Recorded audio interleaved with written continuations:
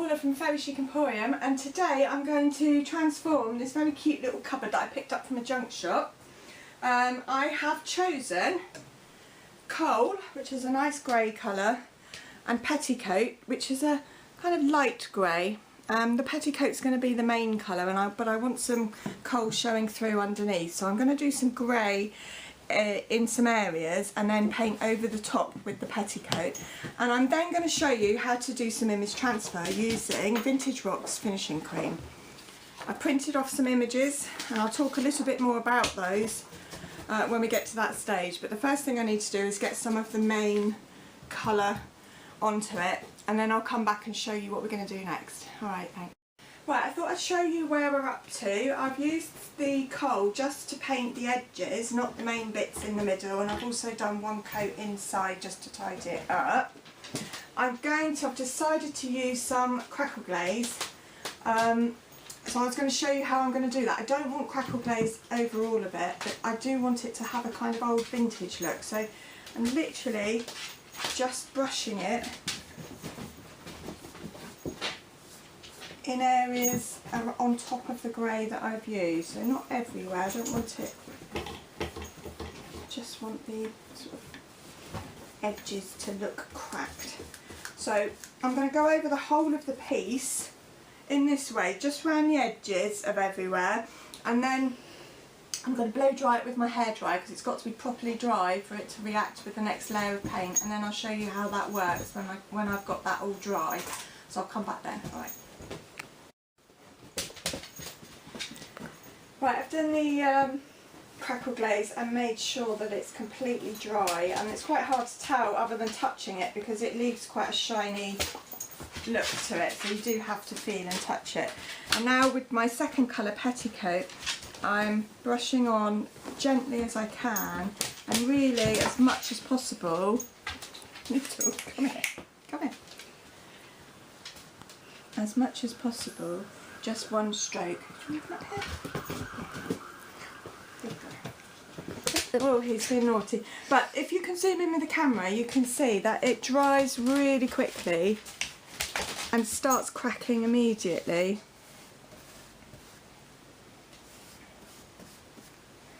So the trick is not to keep going back and forth, because then you start, once the crackle has started to activate, you pull it off.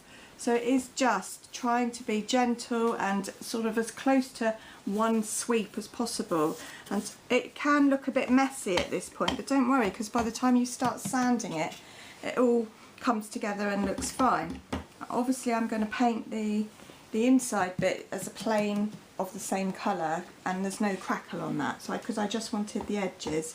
So I'm going to carry on in the same way over the crackle and then fill in the bits in the middle, so you'll get them a better look of the whole thing before we go on to the image transfer. So I'll pop back when we get to that stage. Right. Right, so I covered all of the rest in the petticoat, and then I have used some sandpaper, two different grades, a soft spongy pad, which is quite fine, to just smooth it down and get rid of all the rough bits that were sticking out, and then a harder, this is 80 grit, to distress and pull up some of the original wood and paint colour behind it. And it's also acted as blending in the areas that were crackled and darker grey with the white. I really like this look. It's not for everyone. Some people think it looks a bit messy, I think, but for me it really works. As you can see on the hardware, I didn't take it off. Sometimes I do take it off, but on this occasion I just painted it, and then I used the hard sandpaper to rub it right back and bring back some of the brassiness underneath, which I really like that look. They're really nice, they don't need to be changed. So now we are on to image transfer. There's lots of debates about image transfer, but I found these images on a site called The Graphic Fairy, and you can Google her. All of the images on her site are royalty free, so you can print them and use them as much as you like. This particular image was under French images, and it came in lots of different colours, and I quite like this colour.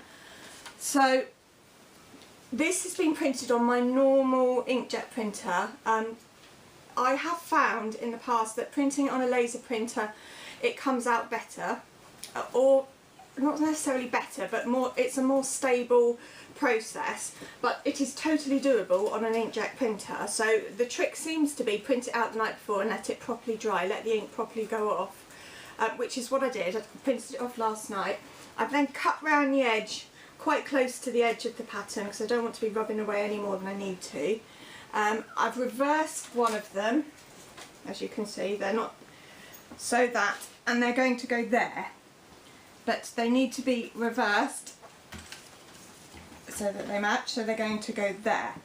So, I put that one there, that one there. I'm going to show you how I do it.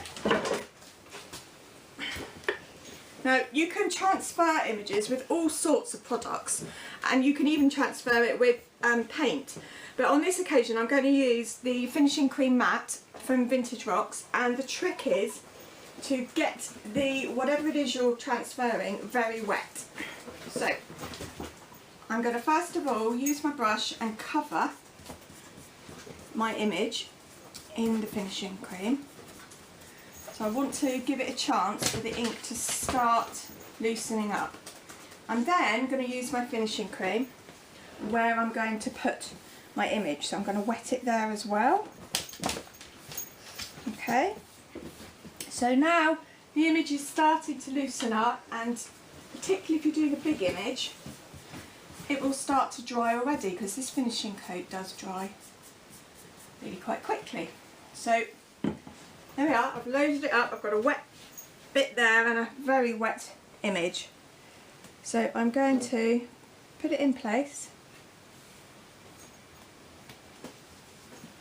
and just spread it out, make sure it's all sealed. And I've got to wait for that to properly dry now. I shall use my hairdryer to speed it up. But again, ideally, we could use that overnight to properly dry. I'm going to do the same with the other one.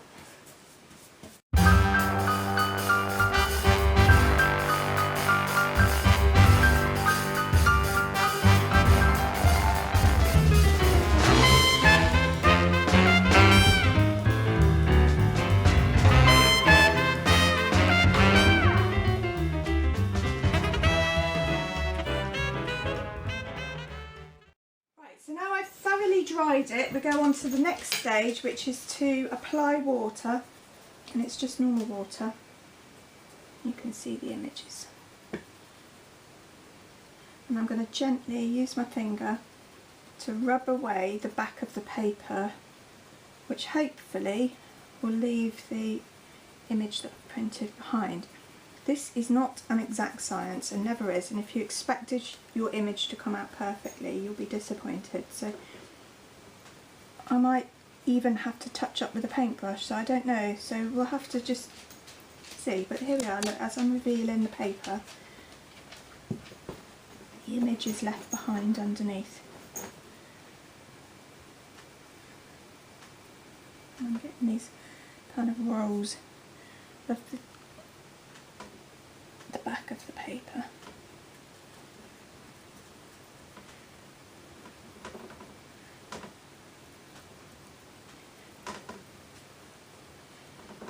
And you just have to keep at it. It's quite a slow, laborious thing, and doing it on a big poster, for example, I probably wouldn't bother. It just takes too long. But these kind of little bits just add a bit of specialness and are doable. So I shall carry on working away at the back of this paper until both these pieces are off, and then we'll see what it looks like. Okay, see you in a bit. Right, so I've finished rubbing off the back of the paper, and as you can see at the moment it's still looking a bit faded, a bit because it's still got a little bit of paper left on the back. I used a tiny paintbrush and a little bit more of the petticoat to just tap around the edges to sort of blend it in a little bit, and then I've dried it off and I've used sandpaper to just get rid of any of the excess lumps and bumps, just a gentle fine sandpaper. And now I'm going to just use finishing coat, and you'll see it will bring up the pattern a bit brighter over the top to seal it, and it will bring the pattern out. You'll be able to see it a bit stronger. So there you go. It was always meant to be fairly subtle and pretty, but look, there's quite a difference between the two sides, one with finishing coat and one without. So that's kind of the point where you stop rubbing at the back of the paper, where you can still see it but it's a bit faded, and then you use the finishing coat to just finish it off and bring it up. Quite pleased with that. It's subtle but pretty, a bit French.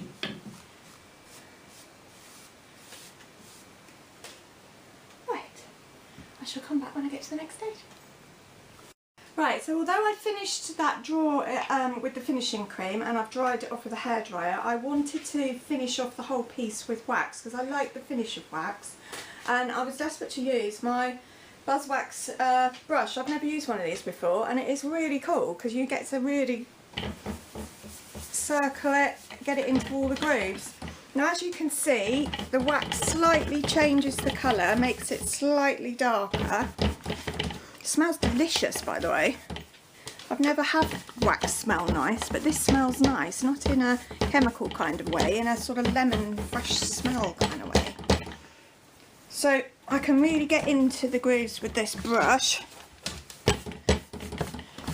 and obviously I've got to then let it go, settle and go hard, and then I'll be able to give it a really good whack, a really good rub and buff, and it will go lovely and shiny and be protected.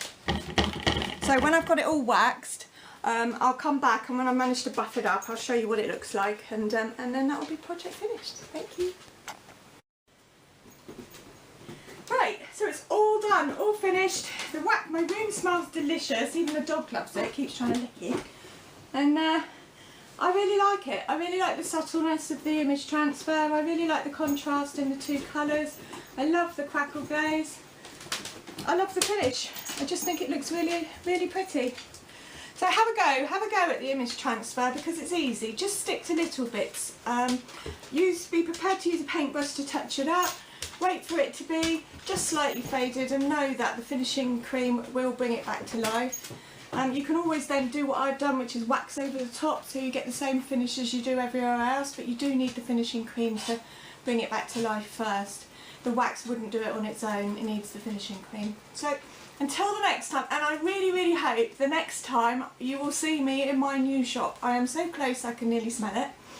I am going to be moving very, very soon, and I can't wait to share with you what's in my new shop and have a better place to be doing these videos. So until the next time, thank you very much.